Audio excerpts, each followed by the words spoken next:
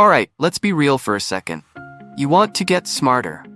Maybe you feel like you're not reaching your full potential, or maybe you just want to flex a little in conversations and have people go, wow, this guy really knows his stuff. Whatever the reason, you've probably been told that intelligence is something you build over years of schooling. 12 years of school, 4 years of college, maybe even 6 more years of grad school. And after all that, well, you might just end up jobless, staring at a screen, ranting about your student loans in perfect English on Reddit. But here's the thing, getting smart isn't actually that complicated. In fact, it's pretty easy when you know what you're doing. If you think you're not naturally smart, I have news for you. Compared to most of the animal kingdom, you're ridiculously overpowered. You just need to know how to use that power properly. When people say they want to get smarter, they usually mean a few different things. Some people want to learn skills that will actually make them money. Others want to be better at solving problems. Again, preferably for money. Some just want to learn complicated subjects so they can drop knowledge at the right moment and impress people. And then there are those who want to sound smart in conversations, just enough to get respect, but not so much that people think they're an unbearable nerd. The problem is, most advice on the internet about getting smarter is either way too vague or way too complicated. It's always something philosophical like develop a growth mindset or expand your intellectual horizons. Cool. Great. But how do I actually do that? Then, if you go looking for real actionable advice, you get the same old generic list. Eat blueberries because they're brain food. Drink black coffee because caffeine makes you sharp. Get more sleep because sleep is important. Listen to classical music because it boosts intelligence or whatever. And sure, all of that is nice, but at some point, you actually have to, learn things. Even in the past, some of the smartest people in history weren't out there chugging black coffee and blasting Mozart all day. They were reading, practicing, solving problems. That's the secret. That's the real trick to getting smarter. The fastest way to level up your brain is through reading. Now, I know what you're thinking. Reading? Really? That's the big secret? And yes, it is, but not in the way you might think. It's not just about picking up a book and staring at words until they blend together. It's about choosing the right books and actually remembering what you read. Fiction is great for improving reading speed, expanding vocabulary, and making your brain process language better.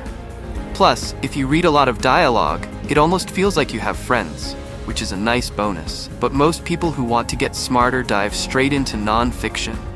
And that's where the magic happens. Non-fiction books are packed with knowledge that you can casually drop into conversations. And if you do it right, people will think you're a genius. But there's a trick to it. You don't want to be the guy who starts every sentence with, well, actually, because that's a one-way ticket to getting ignored.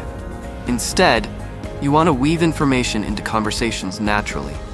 Let's say someone says, crazy how we evolved from chimpanzees, right? You have 2 ways to respond. Option 1, well, actually, evolution is non-linear, and humans and chimpanzees evolved side by side rather than directly from one another. Boom. Instant unfriendable energy. Option 2, yeah, it is crazy, right? I was reading about it the other day, and apparently humans and chimps share a common ancestor. But we didn't actually evolve from them. Wild, right? See the difference? You're still dropping knowledge, but in a way that makes the other person feel included, rather than corrected. That's how you sound smart without being annoying. Now, let's talk about finding the right books. A lot of people think they need to read the same 5 books that everyone on Twitter recommends.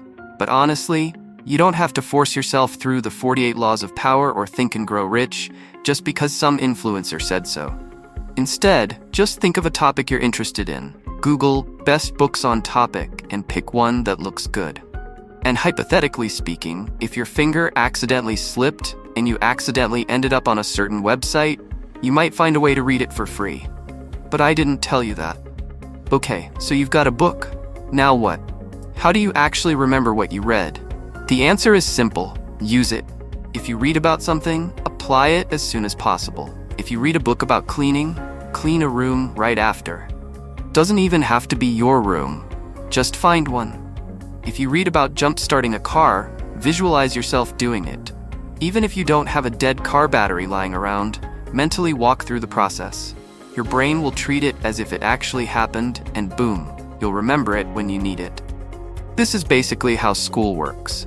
You learn something, and then your brain immediately forgets it because you never actually use it. That's why schools use tests, to create artificial situations where the knowledge is necessary. But the problem with tests is that once they're over, your brain tosses the information out like yesterday's trash.